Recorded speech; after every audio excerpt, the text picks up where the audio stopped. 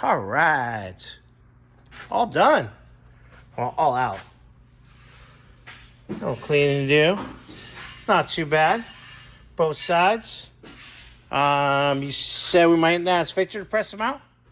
Yeah. Okay. And so the upper and lower control arms will go next door. Get pressed out. We're going to get some things cleaned. I'll start getting the lug nut studs popped out so we can get the fresh ones in. Because, well, we showed how rusty they are. But get that all done, and I think probably after lunch, Bobby and I are going to tackle the e-brake cable.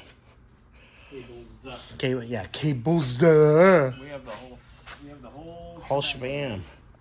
So that's what I showed you on the intro video. So yeah. Well, we're going to get some more work done, and I'll show you guys in a little bit.